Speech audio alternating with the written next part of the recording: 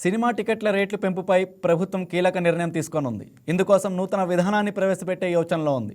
ప్రతిసారి cinema budget ప్రకారం ticket రేట్ల పెంపునకు ప్రభుత్వం అవకాశం కల్పిస్తోంది. దీంతో టికెట్ రేట్ల పెంపుపై తరచూ వివాదాలు తలెత్తుతున్నాయి.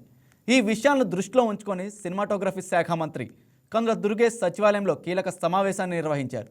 ప్రతిసారి సినిమా బడ్జెట్ ప్రకారం టికెట్ రేట్లు పెంచుతున్నామని, ఇకపై ఇందుకోసం ఒక నూతన విధానాన్ని రూపొందిస్తామని మంత్రి చెప్పారు.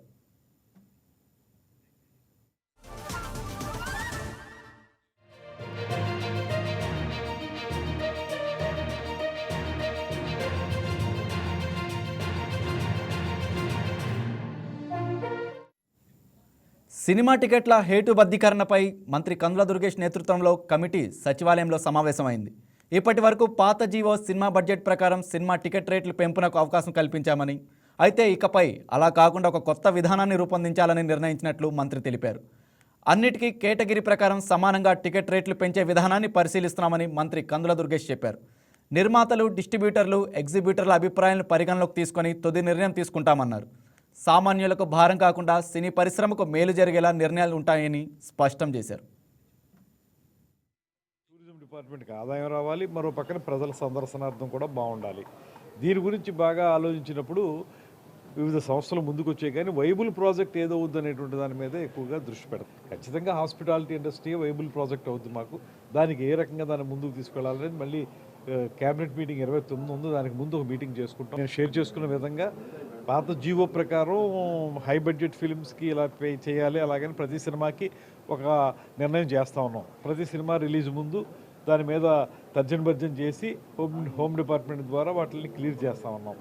అయితే ఇప్పుడు మనం ఒకటే ఇవాళ మన వాళ్ళందరూ కూర్చున్నటువంటి కారణం ఏంటంటే, ఇలా ప్రతిసారి మనం ప్రతి సినిమాకి ఒక రకమైన నిర్ణయం తీసుకోవటం, దాని మీద మళ్ళీ డిస్కషన్ పెట్టడం, దీనికంటే కూడా బ్రాడ్గా అసలు మనం బడ్జెట్ సినిమా అంటే ఏంటి, హై బడ్జెట్ సినిమా అంటే ఏంటి, దేనికి ఎంత పెట్టాలి, లేదా ఆంధ్రప్రదేశ్లో షూటింగ్ ఎంతవరకు జరగాలి, ఇలాంటి అంశాలన్నింటి మీద కూడా ఒక చర్చ జరిగి దీని మీద ఒక విధాన నిర్ణయం చేయగలిగితే దాని మీద మళ్ళీ కొత్త జీవో తీసుకొచ్చి ఆ జీవో ప్రకారం ఇంకా ఫర్దర్గా ఒకే రూల్ ప్రకారం వెళ్ళిపోయేలాగా, ఇంకా పదే ప్రతి సినిమాకి మనం కూర్చుని మాట్లాడుకునే పరిస్థితి కాకుండా ఒక జీవోతోటి ముందుకెళ్లే విధంగా ఒక ప్రయత్నం జరుగుతుందో, ఆ మీటింగ్ జరుగుతుందో, అది అయిన తర్వాత వివరాలు 3 ఆర్గ్యుమెంట్స్ని మనం ఏ రకంగా తీసుకోవాలి, ఎక్స్క్లూజివ్గా మనం సినిమాకి అయ్యే ఖర్చును తీసుకోవాలా, ఆర్టిస్టులకి ఇచ్చే రెమ్యునరేషన్ అన్నీ కలిపి తీసుకోవాలా, లేకపోతే విడిగా తీసుకోవాలా, ఇలాంటివి చాలా రకాల ఆర్గ్యుమెంట్స్ ఉన్నాయి కనుక వీటన్నిటి మీద దృష్టి సారించి ఒక పూర్తిగా ప్రతి సినిమాకి, బడ్జెట్ సినిమాకి, హై బడ్జెట్ సినిమాకి ఏ రకంగా వెళ్ళాలనేటువంటి దాని మీద ఒక నిర్ణయం వస్తుంది. స్టాండ్ అలోన్ థియేటర్స్ ఏవైతే ఉన్నాయో వాటికి ఒక రకంగా ఉంటుంది.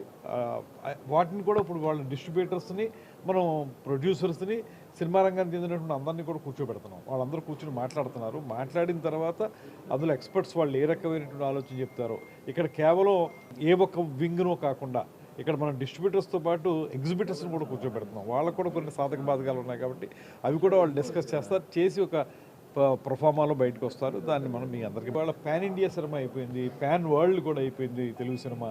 వీటి వల్ల ఏమైపోతుందంటే వాళ్ళకి బడ్జెట్లు బాగా పెరిగిపోతున్నాయి, 1000 కోట్ల బడ్జెట్లకి వెళ్ళిపోయే పరిస్థితి వచ్చేస్తుంది. ఇలాంటప్పుడు మరి ప్రొడ్యూసర్ని, డిస్ట్రిబ్యూటర్ని, ఎగ్జిబిటర్ని, సినిమాకి సంబంధించిన అందరినీ కూడా ఏదో రకమైనటువంటి.